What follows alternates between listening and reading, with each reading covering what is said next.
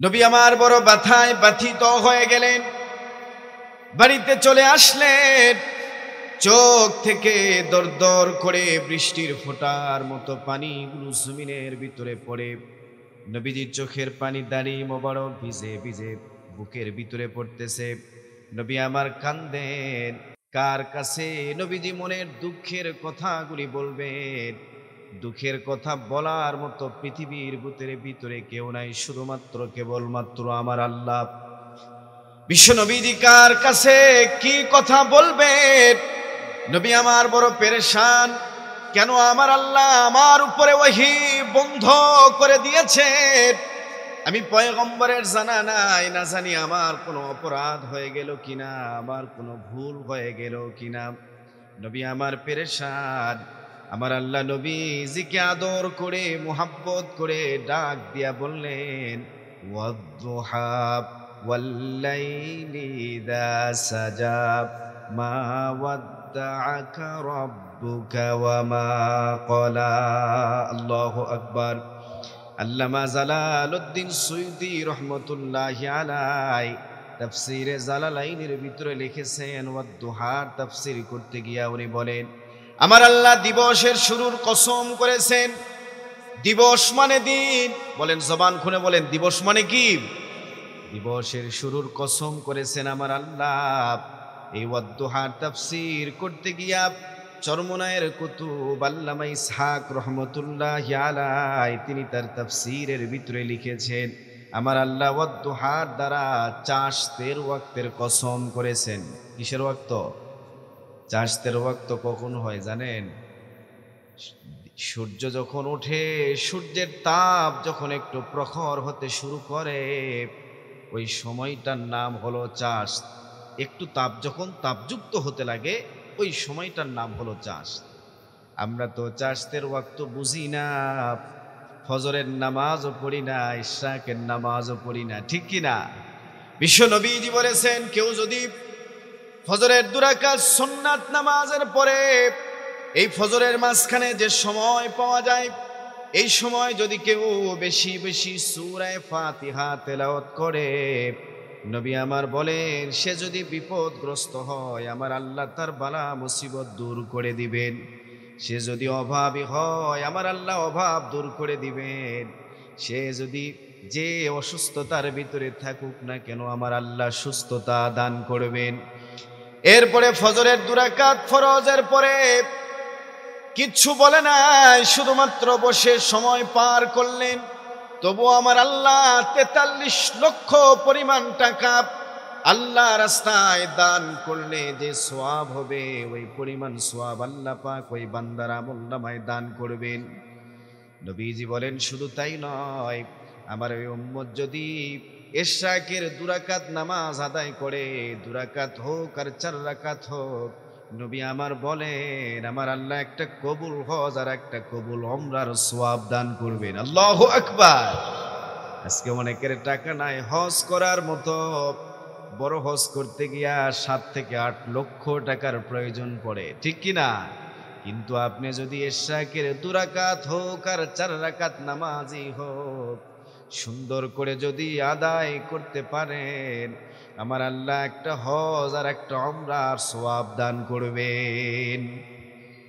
এরপরে আসেন চাষতের ওয়াক্ত, যে সময়ের কসম আমার আল্লাহ পাক করেছেন। এতগুলি সময় থাকতে আমার আল্লাহ চাষতের ওয়াক্তের কসম কেন করলেন? এর পিছনে কারণ হলো যে এই সময়টা আমার আল্লাহর কাছে অনেক প্রিয়। এই সময় আমার আল্লাহ মুসা কালিমুল্লাহ উলুল আজম পয়গম্বরদের ভিতরে 5 জন পয়গম্বর ছিলেন।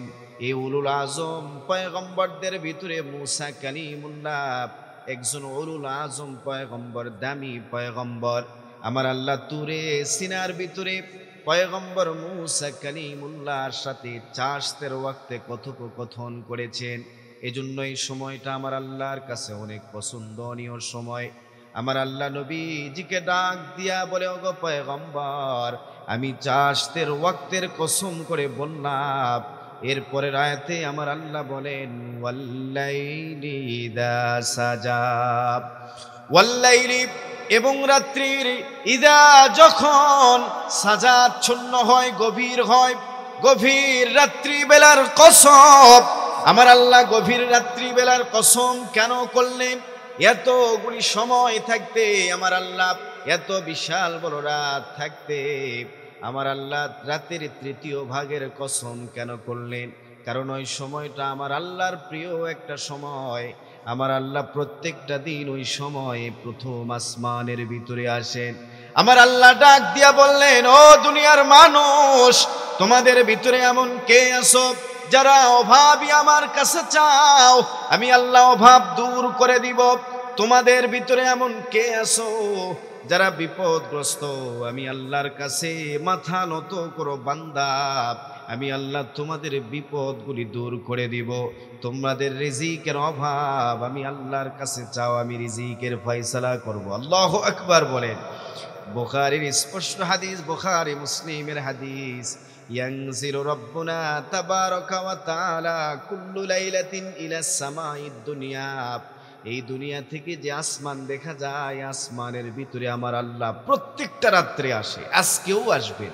আল্লাহু আকবার। আল্লাহ বলেন, তোমাদের ভিতরে কে অভাবী আমার কাছে চাও, আমি আল্লাহ অভাব দূর করে দিব। অভাব থেকে মুক্তি দেওয়ার মালিক কে?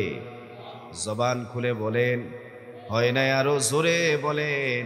এ যুবক ভাই, তুমি তোমার জবান খুলে বলো ভাই, আল্লাহর নামটা একবার উচ্চারণ করো, বলো বিপদ থেকে মুসিবত থেকে বাঁচানোর মালিক কে? ইজ্জতের মালিক কে? রিজিকের মালিক কে? সব কিছুর মালিক কে? হয় নাই আরো জোরে বলেন, সব কিছুর মালিক কে? সব কিছুর মালিক আমার আল্লাহ। আমার আল্লাহ রিজিকের মালিক, আমার আল্লাহ বিপদ দূর করার মালিক, আমার আল্লাহ সফলতার মালিক, আমার আল্লাহ ইজ্জতের মালিক, আমার আল্লাহ বেইজ্জতি করারও মালিক। যাকে আমার আল্লাহ ইজ্জত দেয় আবার বেইজ্জতি করতেও সময় লাগে না, ঠিক কিনা? যুবক ভাইরা আমার, বিশ্ব নবীজি ব্যথায় ব্যথিত। আমার আল্লাহ নবীজিকে ডাক দিয়া বললেন, রাতের তৃতীয় ভাগের কসম করে বললাম, মা ওয়াদ্দাআকা রাব্বুকা ওয়া মা ক্বালা। মা ওয়াদ্দাআকা, আপনাকে পরিত্যাগ করে নাই, রব্বুকা, আপনার প্রতিপালক, ওয়া মা ক্বালা, এবং আপনার প্রতি বিরূপ হয় নাই। আল্লাহু আকবার। বিশ্ব নবীজি একটু ব্যথায় ব্যথিত হয়েছেন।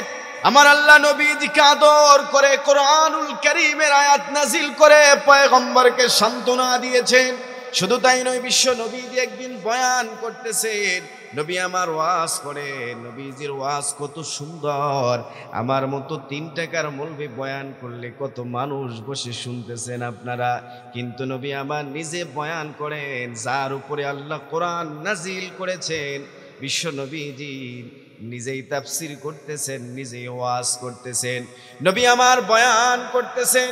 ঠিক এমন সময় আবু জাহেল ডাক দিয়া বলে, ওই যে মুহাম্মদ যা বলতেছে মিথ্যা কথা বলতেছে, মুহাম্মদ সত্য নবী নয়, মুহাম্মদ প্রতারক বেঈমান। নাউজুবিল্লাহ বলেন।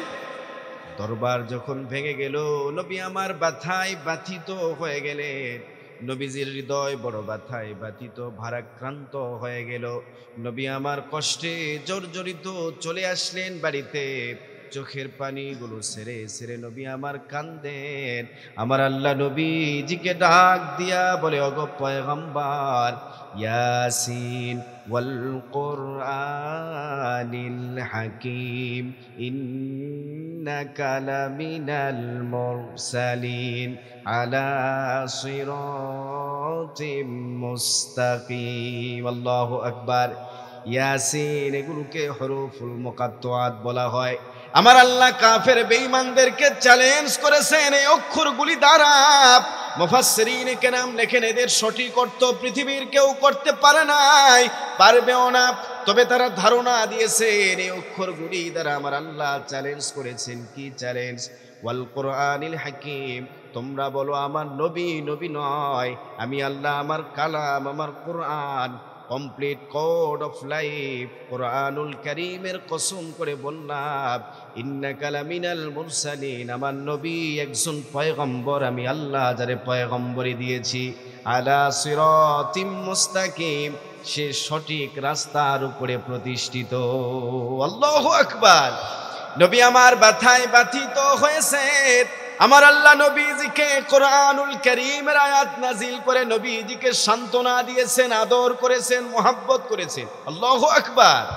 শুধু তাই নয়, আমার আল্লাহ নবীজিকে ডাক দিয়া বলে, ওগো পয়গম্বর, আপনি পৃথিবীর মানুষগুলিকে মেসেজ দিয়ে দেন, আপনি ওদেরকে জানিয়ে দিন, কুল ইন কানা আবাউকুম ওয়া আবনাউকুম ওয়া ইখওয়ানুকুম ওয়া আজওয়াজুকুম ওয়া আশীরাতুকুম ওয়া আমওয়ালুন ইকতারাফতুমুহা ওয়া তিজারাতুন তাখশাউনা কাসাদাহা ومساكن ترضونها أحب إليكم من الله ورسوله وجهاد في سبيله فتربصوا حتى يأتي الله بأمره الله أكبر আমার আল্লাহ নবীজিকে ডাক দিয়া বললেন, ওগো পয়গম্বর, কুল আপনি বলেন, কাদেরকে? পৃথিবীর মানুষদেরকে।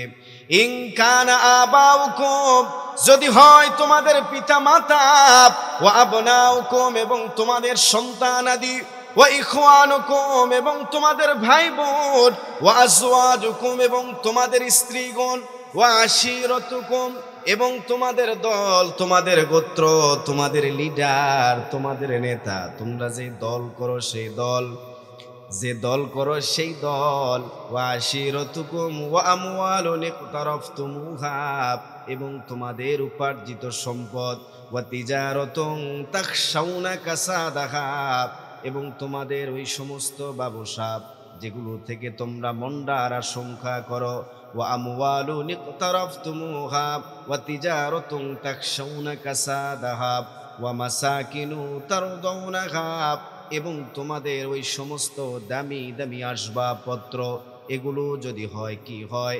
আহাব্বা ইলাইকুম মিনাল্লাহি ওয়া রাসূলিহি ওয়া জিহাদিন ফি সাবিলিহি। আল্লাহু আকবার। আমার আল্লাহ বলেন, আহাব্বা ইলাইকুম মিনাল্লাহি ওয়া রাসূলিহি ওয়া জিহাদিন ফি সাবিলিহি।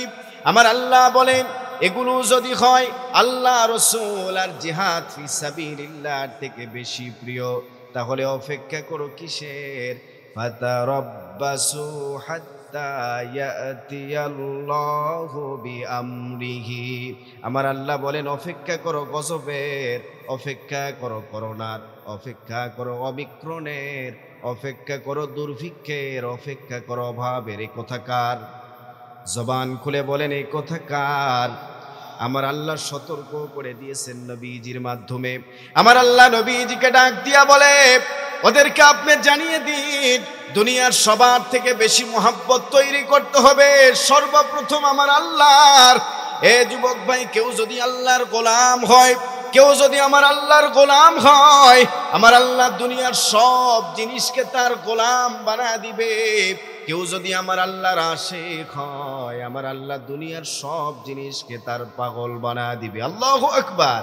ওই যে হযরত ওমরের কাছে চিঠি লেখা হয়েছে, সাহাবীদের ভিতরে সব থেকে সুতীক্ষ্ণ জ্ঞানের অধিকারী সাহাবী আমর ইবনুল আস রাদিয়াল্লাহু তাআলা। মুয়াবিয়ার ডান হাত ছিলেন আমর ইবনুল আস। খেলাফত আন্দোলনের যে বিষয়, মুয়াবিয়ার রাদিয়াল্লাহু তাআলা আনহু ডান হাত প্রাদেশিক গভর্নর আমর ইবনুল আস হযরত ওমরের কাছে চিঠি লিখেছেন, আমিরুল মুমিনিন, দরিয়ার পানি শুকিয়ে গিয়েছে, এখন কি করা যেতে পারে? হযরত ওমর চিঠির উত্তর দিলেন, আমি একটা চিঠি লিখলাম, তুমি দেরি করবা না, এই চিঠি দরিয়ার ভিতরে ছেড়ে দিবা।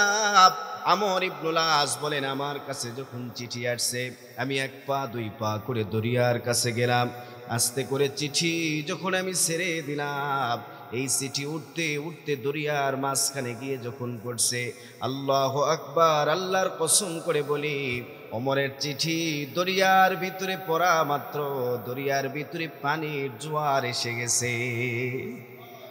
মাত্র ৮ ঘন্টার ভিতরে ১২ হাত পর্যন্ত পানি উঠেছিল। আল্লাহু আকবার। আল্লাহ দুনিয়ার সব জিনিসকে তার গোলাম বানায় দিবেন। যুবক ভাইরা আমার বলেন, হৃদয়ের ভিতরে মোহাব্বত তৈরি করব কার? হয় না? আরো জোরে বলেন, জবান খুলে বলেন, হৃদয়ের ভিতরে মোহাব্বত তৈরি করব কার? হয় না? আরো জোরে বলেন। এ যুবক ভাই, জবান খুলে বলো ভাই, হৃদয়ের ভিতরে মোহাব্বত তৈরি করব কার? আরো জোরে। হয় নাই? হৃদয়ের ভিতরে মোহাব্বত তৈরি করব আল্লাহর। যে ব্যক্তি আল্লাহর মোহাব্বত তৈরি করবে, আল্লাহর গোলাম হবে। আমার আল্লাহ দুনিয়ার সব জিনিসকে তার গোলাম বানায় দিবেন, ঠিক কিনা? এই তামাম পৃথিবীর মালিককে মাত্র কয়েক খুঁটার একটা প্যান্ডেল করতে গিয়া কতগুলি খুঁটির ব্যবহার করেছেন। অথচ আমার আল্লাহ তামাম পৃথিবীর আসমানটারে সাজাইছেন, কোন রকমের কোন খুঁটির প্রয়োজন পড়ে নাই, ঠিক কিনা? আপনি উত্তরবঙ্গ, আপনি চলে যান পঞ্চগড়ের জমিনের ভিতরে দাঁড়াবেন, মাথা উঁচু করে দেখবেন কোথাও কোনো খুঁটি নাই। চলে আসেন দক্ষিণবঙ্গ, বঙ্গোপসাগরের পাশে দাঁড়িয়ে মাথা উঁচু করবেন, দেখবেন কোথাও কোনো খুঁটি নেই। বাংলাদেশের জমিন পেরিয়ে ইন্ডিয়ার জমিনের ভিতরে দাঁড়াবেন, কোথাও কোনো খুঁটি নেই। পাকিস্তানের জমিনের ভিতরে দাঁড়িয়ে মাথা উঁচু করবেন, দেখবেন কোথাও কোনো খুঁটি নেই। আমেরিকার মাথার উপরেও আকাশ, কোনো খুঁটি নেই, ঠিক কিনা?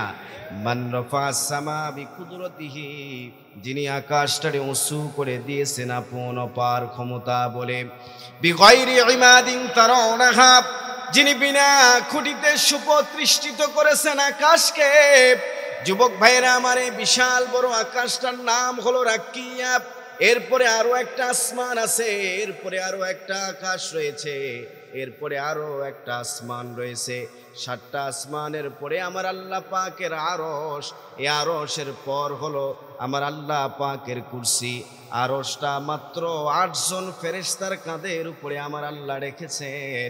আমার আল্লাহ বলেন, ওয়ায়াহমিলু আরশা রাব্বিকা ফাওকাহুম ইয়াউমাইযিন সামানিয়া। আমার আল্লাহর আরশ বহনকারী 8 জন ফেরেশতা। মুসনাদ আহমদের হাদিস, আম্মা জান আয়েশা সিদ্দিকা নবীজিকে ডাক দিয়া বললেন, পয়গম্বর, এই আরশ বহনকারী ফেরেশতাদের সংখ্যা কত? বিশ্ব নবীজি ডাক দিয়া বলেন, মাত্র 8 জন। নবী আমার ডাক দিয়া বলে, মাত্র 8 জনের কাঁধের উপরে আমার আল্লাহর আরশ। আল্লাহু আকবার। এই আরশের ভিতরে আমার আল্লাহর আরশ তামাম জগৎটারে বেষ্টন করে রেখেছে। সুবহানাল্লাহ, আল্লাহু আকবার। আম্মা জান ডাক দিয়া বলে, পয়গম্বর, ইয়া রাসূলুল্লাহ, আরশ বহনকারী ফেরেশতারা কত বড় বড়? নবী আমার ডাক দিয়া বলে, আয়েশা, তাদের কানের লতি থেকে নিয়ে এই ঘাড় পর্যন্ত 750 বছরের রাস্তা। সুবহানাল্লাহ বলেন। এত বিশাল বড় বড় ফেরেশতা আল্লাহ পাকের গোলাম, কানের লতি থেকে নিয়ে ঘাড় পর্যন্ত কত বছরের রাস্তা? 750 বছরের রাস্তা। আল্লাহর হুকুমের গোলাম, যার্রা পরিমাণ এদিক ওদিক করা নাই। যাকে যেখানে দাঁড়িয়ে রাখছে সেখানে এসে দাঁড়িয়ে আছে। আমরা মাত্র 3.5 হাত বডির মালিক, আমরা কত রকমের নাফরমানি করি, ঠিক কিনা? অথচ আল্লাহ পাকের গোলাম তারা দাঁড়িয়ে আছে আরশের খুঁটি নিয়ে। এই পৃথিবীতে যখন আর কেউ থাকবে না, আমার আল্লাহ আজরাইলকে ডাক দিয়ে বলবে, পৃথিবীতে আর কে আছে? বলে, আসমানওয়ালাও নাই, দুনিয়াতে যারা ছিল ওরাও নাই। বলে, এখন কে আছে? বলে, 12 জন। আল্লাহ বলবেন, নাম নাও। তো আজরাইল বলবে, মিকাইল, জিবরাইল আর ইসরাফিল আর আমি আজরাইল, আর ওই আরশ বহনকারী 8 জন। আমার আল্লাহ ডাক দিয়া বলবে, আজরাইল যা, জিবরাইলের দেহ থেকে প্রাণটা বের করে নিয়ে আয়। আজরাইল দৌড়ে গিয়া জিবরাইলের দেহ থেকে প্রাণটা বের করে নিয়ে আসবে। এই জিবরাইল কত বড় ফেরেশতা! বিশ্ব নবীজি একদিন জিবরাইলকে ডাক দিয়া বললেন, জিবরাইল, তুমি বলো তো, আল্লাহর হুকুম পালন করতে গিয়া তোমার কি কষ্ট হয়েছে? জিবরাইল ডাক দিয়া বলে, ইয়া রাসূলুল্লাহ, ইয়া হাবিবাল্লাহ, 3টা হুকুম আমার আল্লাহর পালন করতে গিয়ে আমার এত তাড়াহুড়া করতে হয়েছে। আপনি তায়েফে কাফের বেঈমানগুলি আপনার উপরে পাথর মারতেছে, আমি তখন সিদরাতুল মুনতাহা, জিব্রাইলের একটা সীমান্ত এলাকার নাম হলো সিদরাতুল মুনতাহা। জিব্রাইল বলে আমার জায়গা হলো সেই সিদরাতুল মুনতাহা, আমি সেখানে আছি আল্লাহর হুকুমের অপেক্ষায়। বিশ্ব নবীজির গায়ে কাফের বেঈমানগুলি পাথর মারে, নবীজির গা কেটে কেটে রক্ত পড়ে, নবী আমার সেই রক্তগুলি মুছতেছেন। নবীজির অগোচরে এক ফোঁটা রক্ত পিছন দিকে ঝুলতেছিল। আমার আল্লাহ ডাক দিয়া বলে জিব্রাইল, এ রক্ত যেন জমিন স্পর্শ না করে।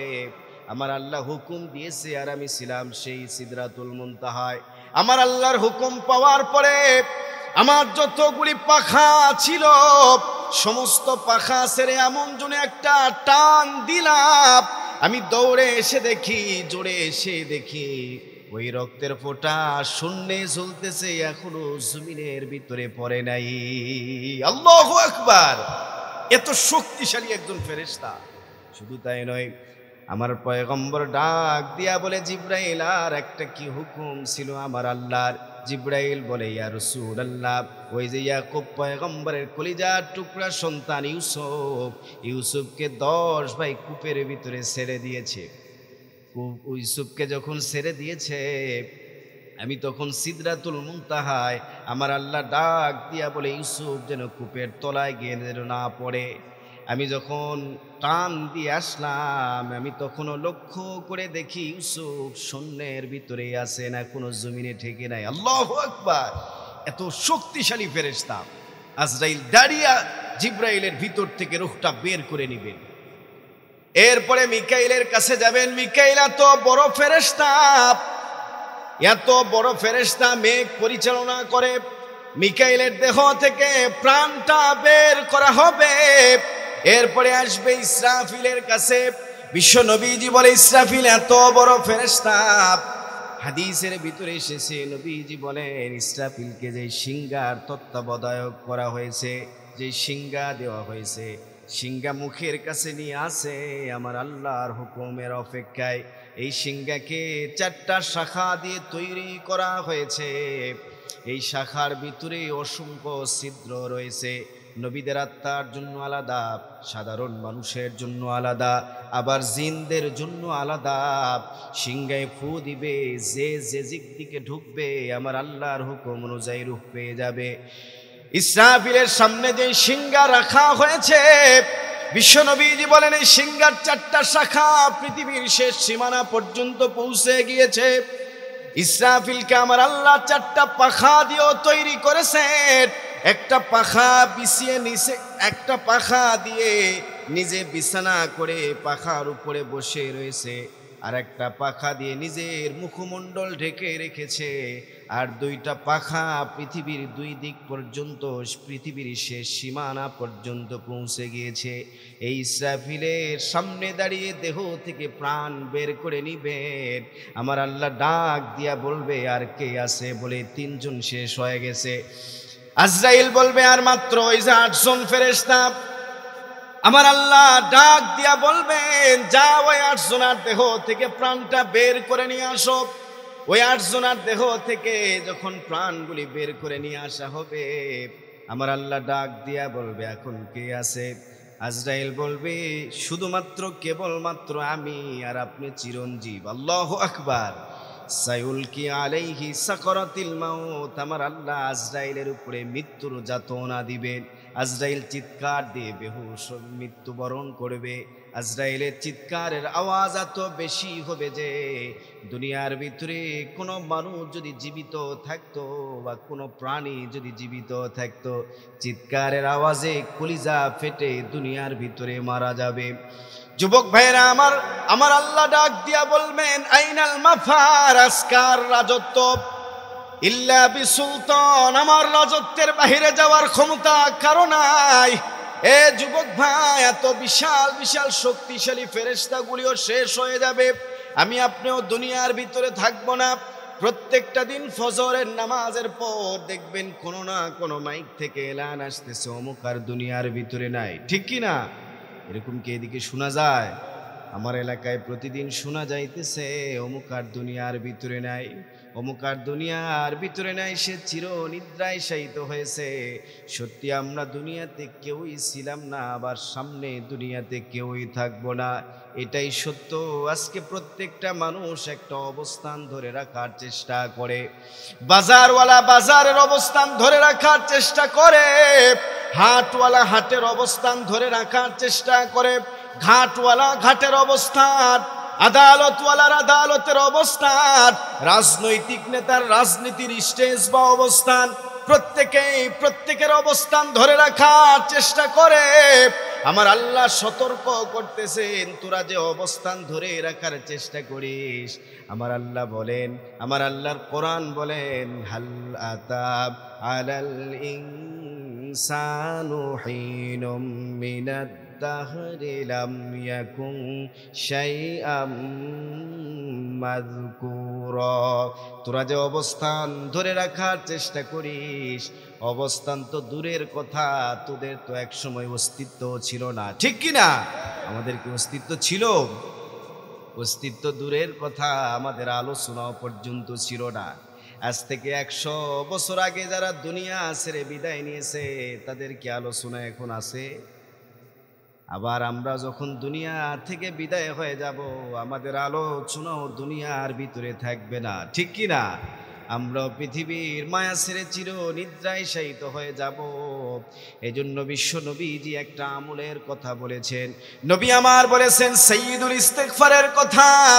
কোন মানুষ যদি ফজরের নামাজের পরে সাইয়্যিদুল ইস্তিগফার পড়ে, নবী আমার বলেন, সে যদি ফজরের আগে, মাগরিবের পরে যদি কেউ পড়ে, ফজরের আগে যদি তার মৃত্যু হয়ে যায়, নবী আমার বলেন, আমার আল্লাহ তারে জান্নাত দান করবেন। কেউ যদি ফজরের পরে সাইয়্যিদুল ইস্তিগফার পড়ে, মাগরিব পর্যন্ত এর ভিতরে যদি তার মৃত্যু হয়, আমার আল্লাহ তারে মাফ করে দিবেন। আল্লাহু আকবার। সাইয়্যিদুল ইস্তিগফার মুখস্থ আছে? এখানে অনেকে আছে সাইয়্যিদুল ইস্তিগফারের নাম হয়তো ভাই প্রথম শুনলেন। মাগরিবের পরে পড়ব, ফজরের পরে পড়ব তো ইনশাআল্লাহ, রাজি আছি তো ইনশাআল্লাহ। তাহলে হৃদয়ের ভিতরে সর্বপ্রথম মোহাব্বত তৈরি করব কার? হয় না? আরো জোরে বলেন, জবান খুলে বলেন, হৃদয়ের ভিতরে মোহাব্বত তৈরি করব কার?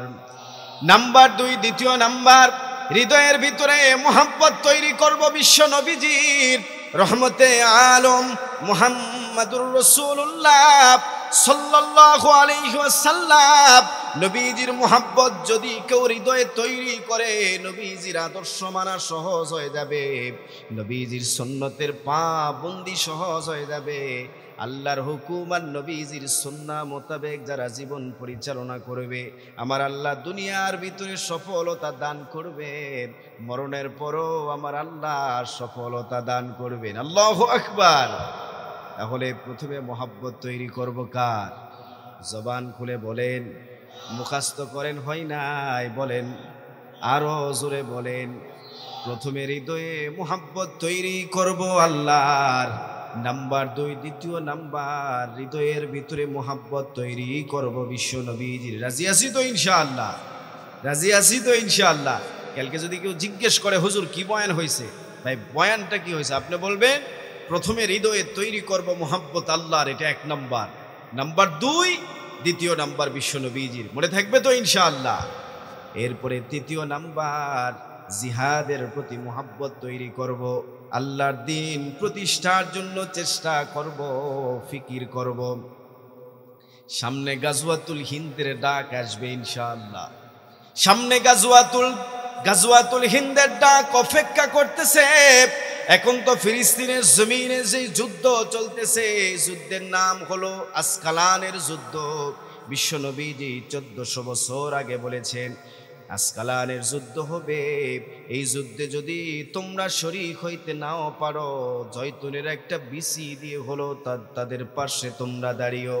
এই যে ফিলিস্তিন আর ইসরায়েলের ভিতরে যে দ্বন্দ্ব চলতেছে, এই দ্বন্দ্ব বন্ধ হবে না। নবী আমার বলেছেন, যুদ্ধ একটা ঢোলের মতো, কূপের ভিতরে ঢোল যদি ছেড়ে দেওয়া হয়, দেখবেন অনেক সময় ঢোল ভর্তি পানি উঠে আসে, আবার অনেক সময় ঢোল শূন্য পানি উঠে আসে। যুদ্ধে কখনো মুসলমানদের বেশি সংখ্যা মৃত্যুবরণ করবে, আমার কখনো কাফের বেঈমানদের বেশি সংখ্যা জাহান্নামে চলে যাবে। এটা নিয়ে পেরেশান হওয়ার কোনো দরকার নাই। যুদ্ধে কখনো বিজয় জয় পরাজয় আসবে, ঠিক কিনা? বিশ্ব নবীজি বলেছেন এই আসকালানের যুদ্ধ, যে ব্যক্তি আসকালানের যুদ্ধে শরীক হবে আমার আল্লাহ তাদেরকে জান্নাত দান করবেন। আল্লাহু আকবার। যুবক ভাইয়েরা আমার, যুদ্ধ চলতে চলতে এক পর্যায়ে গাজওয়াতুল হিন্দের ডাক এসে যাবে। যারা গাজওয়াতুল হিন্দে শরীক হবে, যুদ্ধে যারা শরীক হবে, নবী আমার বলেছেন আমার আল্লাহ বদরি সাহাবীদের কাতারে কিয়ামতের দিন দাঁড় করে দিবেন। আল্লাহু আকবার। বদরি সাহাবীদের মর্যাদা হলো তারা জান্নাতি সাহাবী, আমার আল্লাহ তাদেরকে জান্নাত দান করবেন। সুবহানাল্লাহ বলেন। রাজি আছি তো ইনশাআল্লাহ? এইভাবে করে যুদ্ধ চলতে থাকবে। গাজওয়াতুল হিন্দের পরে খোরাসান থেকে একদল মুজাহিদ বের হবে। ওই মুজাহিদদের ভিতরে ইমাম মাহদীর আগমন ঘটবে। বাইতুল মাকদাস মুসলমানদের কবজায় আসবে। বাইতুল মাকদাস মুসলমানরা বিজয় করবে। আজকে যে ফিলিস্তিনের ইসরায়েলের ভিতরে দ্বন্দ্ব চলতেছে, এটা বন্ধ হবে না রে মুসলমান। এই গাজওয়াতুল, এরপরে গাজওয়াতুল হিন্দের ডাক আসবে। আমরা যদি গাজওয়াতুল হিন্দের সময় যদি বেঁচে থাকি, আমরা দুহাত তুলে আল্লাহর কাছে দেখা দিব আমরা ওই যুদ্ধে যেন শরীক হতে পারি, আল্লাহ যেন কবুল করে। সকলে বলি আমিন। কে কে রাজি আছে একটু হাত উঠে আল্লাহকে দেখা দেন। রাজি আছি তো ইনশাআল্লাহ? আল্লাহ যেন আমাদেরকে কবুল করেন। সকলে বলি আমিন। মুনাফিকি আলামত দিয়েন না। আজকে তো হাজার হাজার লক্ষ লক্ষ মুনাফিক। মুনাফিক যদি মসজিদে ঢুকে মসজিদ নষ্ট হয়ে যাবে। মুনাফিক যদি মাদ্রাসায় ঢুকে মাদ্রাসা নষ্ট হয়ে যাবে। অনেক বড় লম্বা টুপি দাড়িওয়ালারাও মুনাফিক আছে, আছে না নাই? মুসলমানদের প্রথম খলিফার নাম কি বলেন? হয় নাই? বলেন বলেন, জবান খুলে বলেন না ভাই। মুসলমানদের প্রথম নাম্বার খলিফা হলো সিদ্দিক আকবর আবু বকর রাদিয়াল্লাহু তাআলা আনহু। আবু বকরকে কেউ যদি সাহাবী না মানে সরাসরি সে কাফের হয়ে যাবে।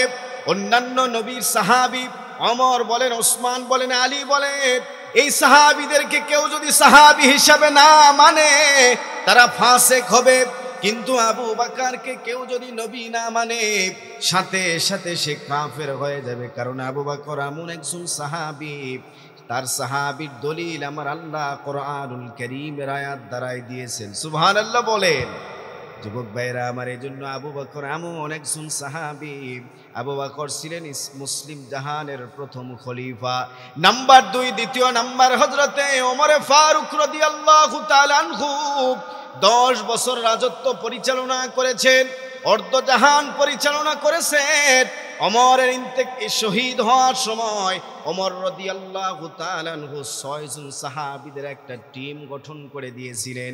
এই 6 জনের সিদ্ধান্ত নিলেন হযরত ওসমান বিন মাসউদ রাদিয়াল্লাহু তাআলা আনহুকে খেলাফতের মসনদে বসালেন। সর্বপ্রথম বায়াত গ্রহণ করেছেন হযরত আলী রাদিয়াল্লাহু তাআলা আনহু। আল্লাহু আকবার। হযরতে উসমান গনি রাদিয়াল্লাহু তাআলা আনহু খেলাফতের মসনদে বসলেন। মুনাফিকরা মাথা চাড়া দিয়ে উঠল। 6 বছর হযরত উসমান গনি খেলাফত পরিচালনা করেছেন সুন্দরভাবে, সুশৃঙ্খলভাবে। কিন্তু 6 বছর যখন পার হয়ে গেল, হযরত উসমান গনির ব্যাপারে আব্দুল্লাহ ইবনে সাবার মুনাফিকের দলেরা বিভিন্ন এলাকায় প্রাদেশিক প্রত্যন্ত অঞ্চলে বিভিন্নভাবে মুনাফিকি আলামত শুরু করে দিল। ওয়াজ নসিহত করে মানুষদের হৃদয়ে ধোঁকা দিতে লাগলেন। এ যুবক ভাই, নবীজির এমন একজন সাহাবী রে ভাই ওসমান, আপনারা অবাক হয়ে যাবেন। নবীজি তাকে এত বেশি পরিমাণে ভালোবেসেছেন, মুহাব্বত করেছেন। হযরত ওসমান গনির ব্যাপারে নবী একদিন বলেন, এই যে আমার একটা হাত রাখলাম, এটা আমি বিশ্ব নবীজির হাত। আর একটা হাত নবীজি উপরে দিয়া বললেন, এটা আমার উসমানের হাত। এটা আমি পয়গম্বরের নিচের হাতটা আমি পয়গম্বরের হাত। আর একটা হাত উপরে রেখে বললেন, এটা উসমানের হাত। আল্লাহু আকবার। বিশ্ব নবীজি ওসমান বিন মাসউদকে এত বেশি পরিমাণে ভালোবাসেন, ওসমান গনিকে এত বেশি পরিমাণে মুহাব্বত করতেন। ওসমান গনি যখন খেলাফতের মসনদে বসা, মুনাফিকরা মদিনার ভিতরে আসছে, মুসলমানদের ভিতরে এমন ভাবে কুমন্ত্রণা ধোঁকা দিতে লাগলেন, হাজার হাজার মুসলমান হযরত ওসমান গনির বিরুদ্ধে দাঁড়িয়ে গেল ভুল বোঝার কারণে। নবীজির সাহাবী ওসমান জুমার দিন খুতবা দিতেছেন, খুতবা পড়তেছেন, ঠিক এমন সময় মুনাফিকরা ডাক দিয়া বলে, ওসমান আমরা তোমার পিছনে নামাজ পড়ব না। এ কথা বলা মাত্র বিশ্ব নবীজির সাহাবী হযরত ওসমান গনি জমিনের ভিতরে বেহুশ হয়ে পড়ে যায়। ওসমান গনিকে বাড়িতে নিয়ে আসা হলো। বিশ্ব নবীজির সাহাবী ওসমান রাদিয়াল্লাহু তাআলা আনহুর সেন্স ফিরে আসার পরে এক সাহাবী ডাক দিয়া বললেন, আমিরুল মুমিনিন আপনি জানালা দিয়ে তাকিয়ে দেখেন। হযরত ওসমান গনি তাকিয়ে দেখে হাজার হাজার মানুষ দাঁড়িয়ে আছে। হযরত ওসমান বলেন, এরা কি চায়? সাহাবী বলে, এরা চায় আপনাকে খলিফা থেকে দূরে সরে দিতে, খলিফা থেকে আপনাকে বিতাড়িত করতে, আপনাকে খেলাফতের মসনদে আর দেখতে চায় না। হযরত ওসমান গনি রাদিয়াল্লাহু তাআলা আনহু, মুনাফিকরা ওসমান গনিকে এত কষ্ট দিয়েছে, আমরা তো ইমাম হুসাইনের শাহাদতের কথা শুনে কান্দি, কিন্তু ইমাম হুসাইনের শাহাদতের কম অংশ নয়। হযরত ওসমান গনি রাদিয়াল্লাহু তাআলা আনহুর শাহাদত একদিন নয়, 2 দিন নয়, নবীজির এই সাহাবীকে মুনাফিকরা 40 দিন পর্যন্ত অবরোধ করে রেখেছিল, নজরবন্দি করে রেখেছিলেন। মসজিদে নববীতে নামাজ পড়তে দেওয়া হয় নাই। ওই যে রুমা নামক একটা কূপ থেকেও পানি দেওয়া হয় নাই। এমনকি ওসমানের বাড়িতে কেউ আসতেছে, তার হাতে যদি পানির গ্লাস দেখতো, পানি চেক করে পানি ফেলে দেওয়া হইতো, মুখের ভিতরে পানি আছে কিনা তাও চেক করা হইতো। কেউ যেন ওসমান গনি রাদিয়াল্লাহু তাআলা আনহুকে এক ফোঁটাও যেন পানি দিতে না পারে। একদিন বিশ্ব নবীজির সাহাবী ওসমান ডাক দিয়া বললেন, ও মুসলমানেরা, তোমাদের কি মনে পড়ে না বিশ্ব নবীজি মসজিদে নববীর ভিতরে দাঁড়িয়ে বললেন, তোমাদের ভিতরে এমন কে আছো? দিনের পরে দিন মুসলমান বাড়তেছে, তোমাদের ভিতরে এমন কে আছো মসজিদে নববীর জায়গা একটু বড় করা দরকার? যে ব্যক্তি মসজিদে নববীর জায়গা ক্রয় করে দিবে, নবী আমার বলেন আমার আল্লাহ তারে জান্নাতের মালিক বানা দিবে। হযরত ওসমান বলেন, সেদিন আমি দাঁড়িয়ে বললাম, ইয়া রাসূলুল্লাহ, মসজিদের জায়গা যতটুকু দরকার আপনি নিবেন, আমি ওসমান ক্রয় করে আল্লাহর জন্য দান করে দিব। আল্লাহু আকবার। যারা আল্লাহর ঘর মসজিদ বানাইলো, আমার আল্লাহ তাদেরকে জান্নাতের ভিতরে একটা প্রাসাদ দান করেন। আল্লাহু আকবার। এজন্য এটা কি উদ্যোগে মাহফিল? ওয়াক্তিয়া, তাই না? বাবজান কি মন খারাপ করতেছেন? শেষ করে দিব? না না, অতক্ষণ পর্যন্ত চললে আবার সমস্যা। এই তো আর অল্প কিছুক্ষণ পর শেষ করে দেবো ইনশাআল্লাহ। বিরক্ত হচ্ছেন? আমি আজকে অপরাধী আপনাদের কাছে। আসলে আমি বিপদে পড়ে গেছিলাম, আল্লাহ হেফাজতুল, লেট হয়ে গেছে। জি, দয়া করে আপনার মাফ করে দিয়েন ভাই, মাফ করে দিবেন তো ইনশাআল্লাহ। মসজিদ যারা বানাবে, আমার আল্লাহ জান্নাতের ভিতরে একটা প্রাসাদ তাদেরকে দান করবেন। বাদশাহ হারুনুর রশিদের একটা কথা মনে পড়ে গেল। বাদশাহ হারুনুর রশিদ একটা হাদিস পড়ছেন, যে ব্যক্তি আল্লাহর ঘর মসজিদ বানাবে, আল্লাহ পাক তাকে জান্নাতের ভিতরে একটা প্রাসাদ দান করবেন। সুবহানাল্লাহ বলেন। তো বাদশাহ হারুনুর রশিদ মনে মনে চিন্তা ভাবনা করলেন, আমি একাই আমার নিজ খরচে একটা মসজিদ তৈরি করব। কেউ এখানে কোনো সহযোগিতা করবে না, কারো সহযোগিতার দরকার নাই। মসজিদ সুন্দর করে তৈরি করছে বাদশাহ হারুনুর রশিদ। মসজিদ বানাইছে, মসজিদটা কেমন হবে বলেন? এদের উপজেলায় একটা করে মসজিদ তৈরি করতেছে মাননীয় প্রধানমন্ত্রী। কত সুন্দর মসজিদ! মসজিদ সুন্দর না? এটা সুন্দর একটা কাজ। তো বাদশাহ হারুনুর রশিদ একটা মসজিদ বানাইছেন এত সুন্দর করে। একদিন বাদশাহ হারুনুর রশিদ ঘুমের ঘরে স্বপ্নের ভিতরে দেখে একজন ব্যক্তি ডাক দিয়া বলে, হারুনুর রশিদ, চলো তোমার জান্নাতটা তুমি একটু দেখে আসো। বাদশাহ হারুনুর রশিদ বলে, আমি 1 পা 2 পা করে জান্নাতে প্রবেশ করলাম। আমি লক্ষ্য করে দেখি জান্নাতের ভিতরে সুন্দর একটা প্রাসাদ। আমি জিজ্ঞেস করলাম, এই প্রাসাদটি কার? ওই ব্যক্তি ডাক দেয়া বলে, জান্নাতের উপরে তাকান, লেখা আছে বাদশাহ হারুনুর রশিদের প্রাসাদ। আল্লাহু আকবার। বাদশাহ হারুনুর রশিদ বলে, আমার প্রাসাদটা দেখে আমি আল্লাহ শুকরিয়া আদায় করলাম। আমি লক্ষ্য করে দেখি আমার পাশে আরো একটা সুন্দর জান্নাত প্রাসাদ। আমি জিজ্ঞেস করলাম এই প্রাসাদের মালিককে। উপরে লেখা আছে আহমাদ নামক একজন ব্যক্তির এই প্রাসাদ। বাদশাহ হারুনুর রশিদ বলে, আমি জিজ্ঞেস করলাম এই আহমাদ নামক ব্যক্তিকে, আমার তো কোনো আত্মীয় নাই, কোনো স্বজনও নাই, কে আহমাদ নামক ব্যক্তি? ফেরেশতা ডাক দিয়া বলে, আপনার মসজিদের একজন কর্মচারী, আপনি যান তারে জিজ্ঞেস করেন। আল্লাহু আকবার। বাদশাহ হারুনুর রশিদ ফজরের নামাজ পড়লেন। নামাজের পরে দাঁড়িয়ে ডাক দিয়া বললেন, আমার মসজিদের কর্মচারী রাজমিস্ত্রিরা কই রে তোমরা? সকলে যখন উপস্থিত হয়েছে ডাক দিয়া বললেন, আহমাদ নামক ব্যক্তিকে। একজন আহমাদ নামক ব্যক্তি দাঁড়িয়ে গেলেন। হারুনুর রশিদ ডাক দিয়া বলে, তুমি একটু আমার কাছে আসো। আহমাদ মনে মনে ভাবতেছে, কেন আমার আজকে ডাকতেছেন জাহাপানা, আমার জানা নাই। হারুনুর রশিদ ডাক দিয়া বলে, আহমাদ রে, সত্যি করে বলো তো তুমি কি কাজ করেছো? আহমাদ বলে, আমি যা করেছি আমার আল্লাহ ছাড়া কেউ জানে না, আমি তো অতি গোপনে করলাম। বাদশাহ হারুনুর রশিদ কেমনে জানলো? অবাক হয়ে গেলেন, দেখে বললেন, জাহাপানা, আমি কোনো অপরাধ করি নাই, অন্যায় করি নাই, আমি কোনো গুনার কাজ করি নাই। আমার বাপ গরিব মানুষ, ছোট্ট একটা জায়গা আমার বাড়ি করার জন্য আমারে দিয়েছিল। বাড়ির মাঝখানে একটা কূপ গর্ত খুঁড়তেছিলাম কূপ পানি খাওয়ার জন্য। আমি গর্ত খুঁড়তে গিয়া 3টা পাথর পেয়েছি। এই পাথর আপনার মসজিদের পাথরের মতোই মনে হয়। আমি রাতের গভীরে ওই 3টা পাথর আমি আল্লাহকে ডেকে বলেছি, আল্লাহ, মসজিদ করার আমার ক্ষমতা নাই, আমি 3টা পাথর তোমার মসজিদে আমি দান করলাম। আল্লাহু আকবার। বাদশাহ হারুনুর রশিদ বলে, আহমাদ আয় আমার বুকে আয়। 3টা পাথর দিয়ে তুই যে প্রাসাদের মালিক হইছিস, আমি এত বড় মসজিদ করে একই প্রাসাদের মালিক হইছি। আল্লাহু আকবার। এটার নাম হলো ইখলাস। এটার নাম কি? ইখলাস। ইখলাসের সাথে যদি কোনো ব্যক্তি 1টি টাকাও যদি দান করে, আমার আল্লাহ ওই টাকা কোটি কোটি গুণ বাড়া দিবেন। ঠিক কি না? সবকিছুর মালিক কে? আল্লাহ। আল্লাহু আকবার। এজন্য যে আমল করব ইখলাসের নিয়তে করব। রাজি আছি তো ইনশাআল্লাহ? মসজিদ করব ইখলাসের নিয়তে, মাদ্রাসা করব ইখলাসের নিয়তে। আল্লাহ যেন কবুল করেন। সকলে বলি আমিন। হয় না? আরো জোরে বলেন। সকলে বলি আমিন। যতটুকু ইবাদত করব, আমল করব, আল্লাহ যেন আমাদেরকে ইখলাসের সাথে করার তৌফিক দান করেন। সকলে বলি আমিন। যুবক ভাইয়েরা আমার, বিশ্ব নবীজি মসজিদে নববীতে দাঁড়িয়ে ডাক দিয়া বললেন, ওসমান দাঁড়িয়ে গেলেন, দেখে বলে, ইয়া রাসূলুল্লাহ, ওগো পয়গম্বর, যতগুলি জায়গা দরকার আমি ওসমান গুনি কিনে দিলাম মসজিদের জন্য। নবী আমার উসমানের জন্য দোয়া করলেন। বিশ্ব নবীজি উসমানের জন্য প্রাণ ভরে দোয়া করেছেন।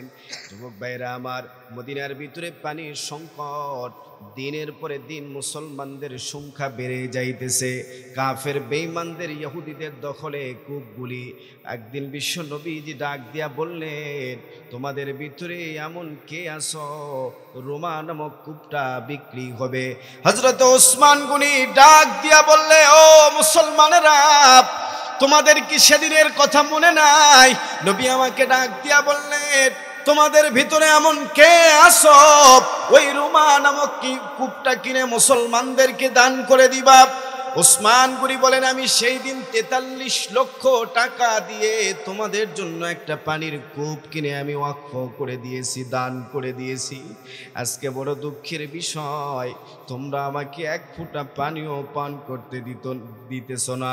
যে মসজিদে আমি জায়গা কিনে মসজিদ বড় করে দিয়েছি, আজকে তোমরা সেই মসজিদে আমাকে নামাজ পড়তে দাও না। আমি কি অন্যায় করলাম? কি অপরাধ করেছি? এ যুবক ভাইরা, ওই যে মুনাফিক, এই মুনাফিকরা মুসলমানদের মস্তিষ্কের ভিতরে বিষ ঢুকায় দিয়েছিল। হাজার হাজার মুসলমান পর্যন্ত হযরত ওসমানের বিরুদ্ধে চলে গিয়েছিলেন। সকলে ওসমানের বিরুদ্ধাচরণ করতেছিল। হযরত আলী রাদিয়াল্লাহু তাআলা আনহু ছিলেন ইরাকের জমিনে ওসমান গনি আলীর কাছে চিঠি লিখলেন, আলী রে, এলাকার মানুষগুলি আমারে নজর বন্দি করে রেখেছে, আলী যুদ্ধ করতে চাই। হযরত ওসমান গনি ডাক দিয়া বললেন, আলী যুদ্ধ করা যাবে না, কারণ নবী আমারে বলেছে, ওসমান তোমার তলোয়ারের রক্তে, তলোয়ারের দ্বারা কোনো মুসলমানের রক্ত যেন জমিন লাল না হয়। নবীর এক সাহাবীর নাম ছিল কাসির ইবনে সৌদ রাদিয়াল্লাহু তাআলা আনহু। এই জলিলুল কদর সাহাবী কাসির ইবনে সৌদ রাদিয়াল্লাহু তাআলা আনহু বিশ্ব নবীজির সাহাবী, মুসলিম জাহানের তৃতীয় নবী। আমার স্বপ্নের ভিতরে আমারে দেখি আমার ঘরের ছাদটা একটু ফাঁকা হয়ে গেল। আমি লক্ষ্য করে দেখি বিশ্ব নবীজি আমার দিকে তাকিয়ে আছেন। নবীজির ডান পাশে সিদ্দিক আকবর আবু বকর, নবীজির বাম পাশে হযরত ওমর। এই দুইজন সাহাবী এবং নবী আমার দিকে তাকিয়ে আছেন। ডাক দিয়া বলে, ওসমান তোমার কোনো চিন্তার কারণ নাই, তোমার কোনো টেনশনের কারণ নাই। তুমি আজকে সাহারি খাবে, রোজা থাকবে তোমার ঘরে, আর তুমি আমি পয়গম্বরের সাথে একই দস্তরখানায় বসে ইফতার করবে। হযরত ওসমান গনি রাদিয়াল্লাহু তাআলা আনহু বলেন, স্বপ্নে আমার নবীজির সাথে সাক্ষাৎ হয়েছে, নবীজি ইফতারির দাওয়াত দিয়েছেন। আল্লাহু আকবার। বিশ্ব নবীজির সাহাবী হযরত ওসমান এত লাজুক সাহাবী ছিলেন। নবী আমার একদিন মসজিদে নববীর ভিতরে বসা, হযরতে আবু বকর বসা, ওমর বসা। ঠিক এমন সময় জিবরাইল এসে নবীজিকে ডাক দিয়া বলি, ইয়া রাসূলুল্লাহ, ইয়া হাবিবাল্লাহ, আপনার সাহাবী ওসমান বাহিরে দাঁড়িয়ে আছেন। নবী আমার সাথে সাথে একটু নবীজির কাপড় একটু উঁচু হয়েছিল, অর্থাৎ টাকনু থেকে একটু উঁচু, আর একটু উঁচু ছিল, যার কারণে নবীজি আস্তে করে কাপড়টা নিচে নামায় দিলেন। সাহাবীদেরকে ডাক দিয়া বললেন, তোমরা কাপড়গুলি ঠিক করে নাও, আমার ওসমান বাহিরে আছে, ওসমান ভিতরে প্রবেশ করবে। সাহাবায়ে কেরাম জিজ্ঞেস করলেন, ইয়া রাসূলুল্লাহ, ওসমান গনি ভিতরে প্রবেশ করবেন আর আপনি কাপড় ঠিক করতেছেন, কারণ কি? বিশ্ব নবীজি ডাক দিয়া বলে, জিবরাইল এই মাত্র আমাকে বলল, ওসমান এত লাজুক একজন সাহাবী ছিলেন, ওসমান এত লাজুক একজন সাহাবী, ওসমানের এত শরম, ওসমানের শরম দেখে আসমানের ফেরেশতাগুলিও লজ্জা পায়। আল্লাহু আকবার। বিশ্ব নবীজির সাহাবী ওসমান এত দামি একজন নবীজির সাহাবী ছিলেন। ওসমান গনি বলেন, আমার কাছে 10টি আমল আছে, যে আমলের কারণে আমার আল্লাহ আমারে অবশ্যই ভালোবাসেন, মুহাব্বত করেন। 1 নাম্বার, আনা রাবিউ মিনাল্লাযিনা আসলামু। হযরত ওসমান বলেন, প্রথম নাম্বার, আমি একজন মুসলমান, আমি এমন মুসলমান, আনা রাবিউ মিনাল্লাযিনা আসলামু। হযরত ওসমান রাদিয়াল্লাহু তাআলা আনহু বলেন, আমি মুসলমানদের ভিতরে 4 নাম্বার মুসলমান। আল্লাহু আকবার। অর্থাৎ বিশ্ব নবীজির হাতে হাত দিয়ে যারা ইসলাম কবুল করেছে, তাদের ভিতরে আমি 4র্থ নাম্বার মুসলমান ছিলাম। নাম্বার 2, দ্বিতীয় নাম্বার, জাওয়াজানি রাসূলুল্লাহ সাল্লাল্লাহু আলাইহি ওয়াসাল্লাম বিনতাহু। বিশ্ব নবীজি তার কলিজার টুকরা মেয়েকে আমার সাথে বিয়ে দিয়েছেন। নাম্বার 3, তৃতীয় নাম্বার, তুফিয়া জাওজানি বিনতু রাসূলিল্লাহ সাল্লাল্লাহু আলাইহি ওয়াসাল্লাম। আমার স্ত্রী অর্থাৎ নবীজির মেয়ে তুফিয়া জাওয়াজাতি বিনতু রাসূলিল্লাহ সাল্লাল্লাহু আলাইহি ওয়াসাল্লাম।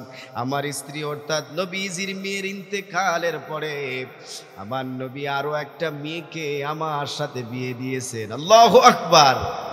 হযরত ওসমান গনির একটা উপাধি হলো জিন্নুরাইন। জিন্নুরাইন, 2 নূরের অধিকারী। আল্লাহু আকবার বলেন। ওসমান গনি বলেন, আমার আরো একটা আমল, মা গন্নাইতু ফি হায়াতি কত্তু, আমি জীবনে কখনো কোনোদিন গান গাই নাই। ওসমান গনি বলেন, আমি জীবনে কোনোদিন গান গাই নাই। হযরত ওসমান গনি বলেন, আমার আরো একটা আমল আছে, যেদিন আমি বিশ্ব নবীজির হাতে হাত দিয়ে বায়াত গ্রহণ করেছি, সেদিন থেকে ডান হাত কখনো আমার লজ্জাস্থান কখনো স্পর্শ করে নাই। আল্লাহু আকবার বলেন। ওসমান গনি বলেন, যেদিন আমি নবীজির হাতে বায়াত গ্রহণ করেছি, যেদিন থেকে নবীজির পবিত্র হাত আমার ডান হাতে লেগেছে, সেদিন থেকে আমি ওসমান আমার এই ডান হাত কখনো লজ্জাস্থান স্পর্শ করে না। ওসমান গনি বলেন, আরেকটা আমল আছে, আমি যেদিন থেকে মুসলমান হয়েছি সেদিন থেকে প্রত্যেকটা জুমার দিন আমি একটা গোলাম কিনে আজাদ করে দিতাম। আল্লাহু আকবার বলেন। ওসমান গনি যেদিন ইসলাম কবুল করছে, যেদিন থেকে প্রত্যেকটা জুমার দিন একটা করে গোলাম কিনে কিনে আজাদ করে দিয়েছে। এমন একজন সাহাবী ছিলেন হযরত ওসমান গনি বলেন, শুধু তাই নয়, মা জান্নাইতু ফিল জাহিলিয়াতি ওয়ালা ফিল ইসলাম। আমার আরো একটা আমল হলো যে আমি জীবনে অর্থাৎ জাহেলিয়াতের যুগে আমি কোনোদিন ব্যভিচার করি নাই, আমি মুসলমান হওয়ার পরেও কোনোদিন ব্যভিচার করি নাই। ওসমান গনি বলেন, আমার আরো একটা আমল আছে, যে আমলটা আমি আল্লাহর কাছে আমি আমলটা আমানত রেখেছি। মা সরাকতু ফিল জাহিলিয়াতি ওয়ালা ফিল ইসলাম। ওসমান গনি বলেন, আমি জাহেলিয়াতের যুগে কোনোদিন চুরি করি নাই, ইসলাম কবুল করার পরও আমি কখনো কোনোদিন চুরি করি নাই। হযরত ওসমান বলেন, আমার আরো একটা আমল আছে, যে আমলের কারণে আমার আল্লাহ আমারে মোহাব্বত করে, ভালোবাসে। হাফিজতু কুল্লাল কোরআন ফি হায়াতিন নবী সাল্লাল্লাহু আলাইহি ওয়াসাল্লাম। আমি বিশ্ব নবীজির জীবদ্দশায়, নবী যখন দুনিয়াতে বেঁচে ছিলেন, নবীজির জীবদ্দশায় আমি কোরআনুল কারীম 30 পারা মুখস্থ করেছি। আল্লাহু আকবার। বিশ্ব নবীজির এমন একজন জলিলুল কদর সাহাবী ওসমান, সেই ওসমান গনির ব্যাপারে মুনাফিকরা এমন ভাবে মিথ্যা রটনা রটাইছে যে ওসমান গনি নাকি স্বজন প্রীতি করে, যার কারণে ওসমান গনিকে খেলাফতের মসনদ থেকে টান দিয়ে ছুঁড়ে ফেলে দেওয়া হবে, যার কারণে কাফের বেঈমান গনি অবরোধ করে রেখেছে, নজরবন্দি করে রেখেছে, নামাজ পড়তে দেয় নাই, পানিও খেতে দিচ্ছে না। হযরত ওসমান গনি একদিন রোজা ছিলেন, যেদিন শহীদ হবেন তার আগের দিনও রোজা ছিলেন। ওসমান গনির স্ত্রীর নাম হলো নাইলা। ইফতার করবেন ওসমান কি দিয়ে? স্বামীর ইফতার করার জন্য পানি পায় না, কোথায় যাবে, কার কাছে যাবে? বাহিরে দৌড়ে বের হইলেন, পানিও পায় না, কার কাছে যাবেন? কারণ এক রিওয়ায়াতের ভিতরে পাওয়া যায়, ওসমান গনি রাদিয়াল্লাহু তাআলা আনহুর স্ত্রী নাইলা যখন ওসমানের বাড়িতে প্রবেশ করবে, কাফের বেঈমানগুলি ওই যে আব্দুল্লাহ ইবনে সাবার লোকেরা হযরত ওসমান গনির স্ত্রী নাইলার মুখটাও পর্যন্ত পরীক্ষা করেছে, মুখের ভিতরে কোনো পানি নিয়ে আসতেছে কিনা। নবীজির এক স্ত্রী ওসমানের এই অবস্থার কথা শুনে এক গ্লাস পানি হাতে করে নিয়ে ওসমানের বাড়ির দিকে রওনা দিলেন।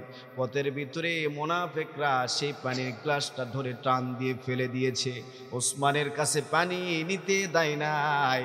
নবীজির সাহাবী ইফতার করবে ওসমান, যে ওসমান মুসলমানদের জন্য এত ত্যাগ স্বীকার করেছে, যে ওসমান মুসলমানদেরকে এত ভালোবেসেছে, সে ওসমানের উপরে এত জুলুম, এত নির্যাতন। বিশ্ব নবীজির সাহাবী ওসমান গনি ইফতার করবেন কি দিয়ে? পানি নাই। ওসমানের স্ত্রী বাহিরে গিয়েছেন, কোথায় কার কাছে পানি পাবেন? খুব কষ্ট করে প্রতিবেশীর কাছ থেকে সামান্য কিছু পানি সংগ্রহ করেছেন। যেই মাত্র ঘরের ভিতরে প্রবেশ করেছে, লক্ষ্য করে দেখে ফজরের ওয়াক্ত হয়ে গেছে। স্বামীকে ডাক দিয়া বললেন, আপনি একটু পানি পান করেন। হযরত ওসমান ডাক দিয়া বলে, বিবি রে, আমি আজকে ও রোজা রাখা নিয়ত করেছি। নাইলা ডাক দিয়া বলে, স্বামী গো, আপনি কেন রোজা রাখার নিয়ত করলেন? আপনি ইফতার করেন নাই, সাহারিও খান নাই। হযরত ওসমান বলে, আমি আজকে রাত্রে স্বপ্নে দেখি নবীজি আমাকে ডাক দিয়া বলে, ওসমান আমি নবী তোমারে পানি খাওয়াই, ওসমান তুমি পানি পান করো। ওসমান বলে, আমি পানি পান করলাম। নবী বলে, তুমি আরো পানি পান করো, সাহারির নিয়তে পানি পান করো।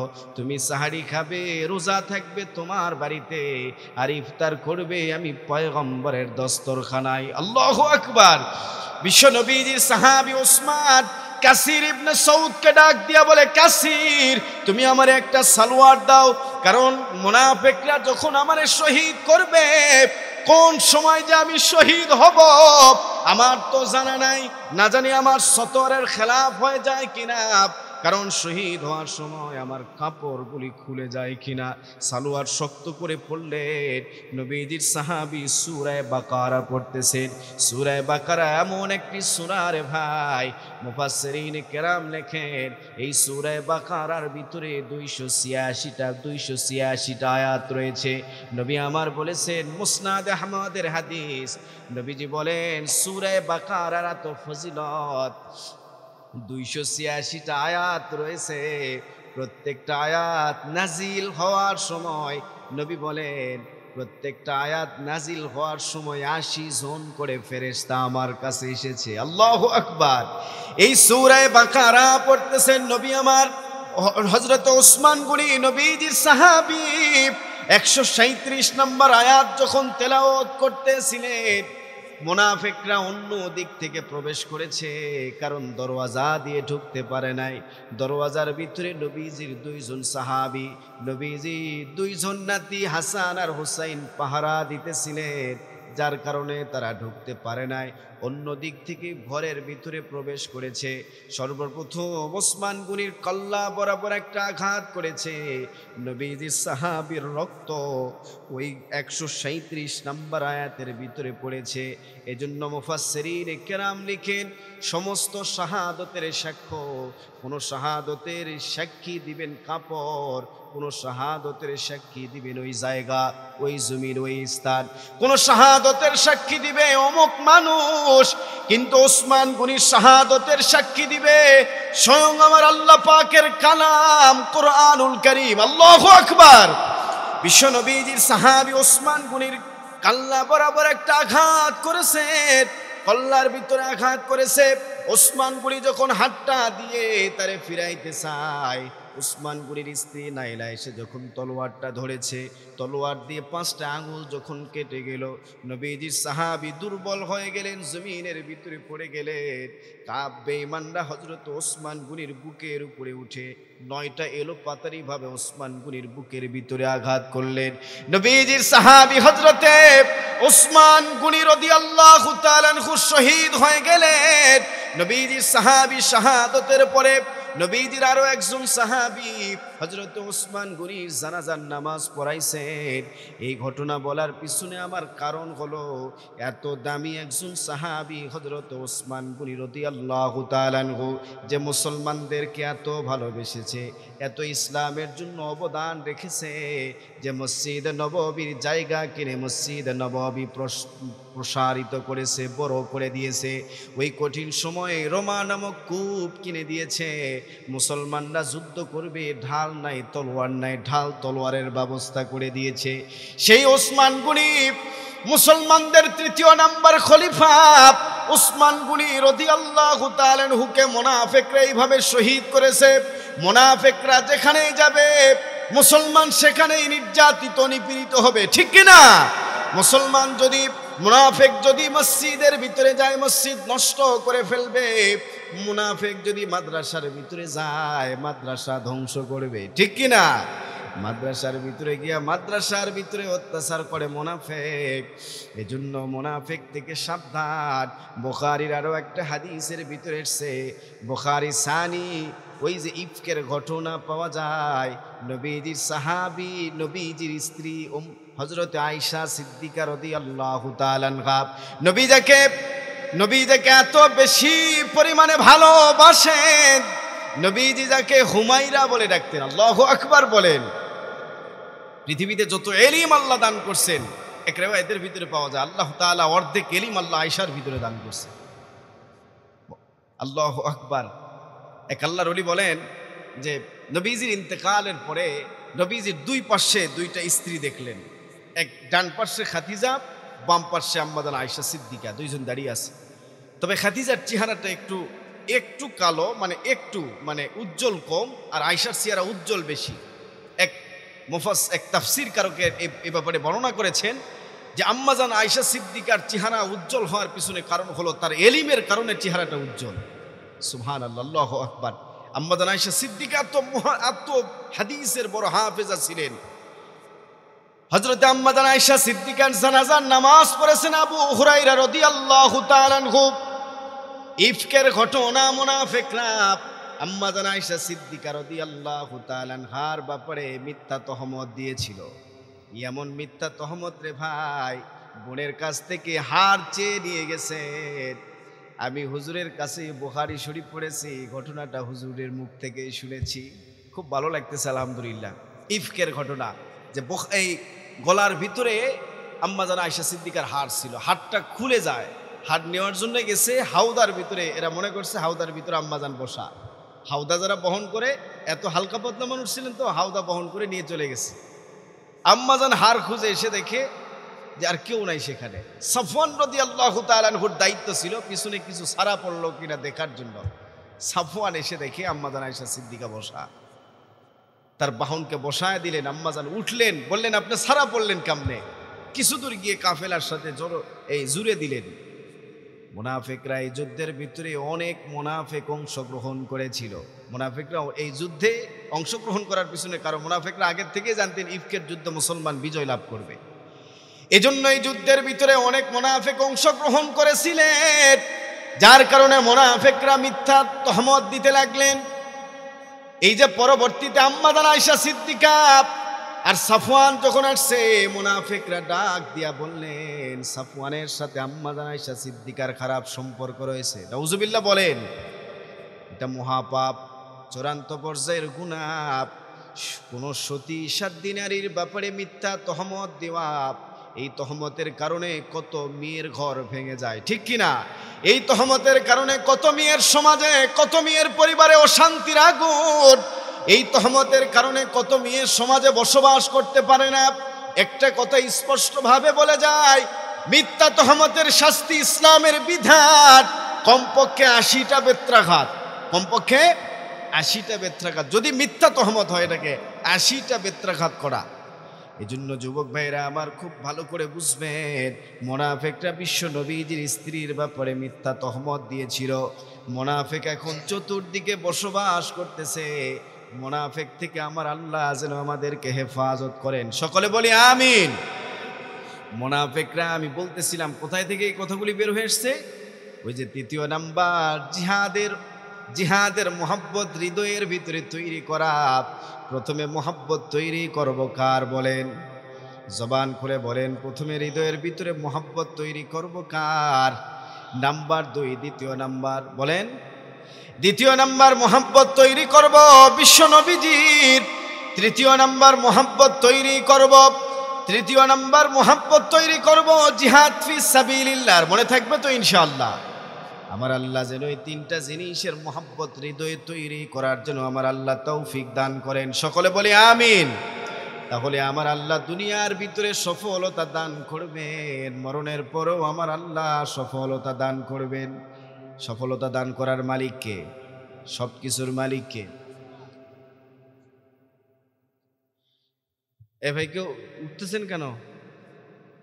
চলে যাবেন? শেষ করে দিব তো, এখনই শেষ হয়ে যাবে। বসেন বসেন, জি উঠবেন না ভাই? জি আলহামদুলিল্লাহ। কষ্ট পাচ্ছেন আপনারা?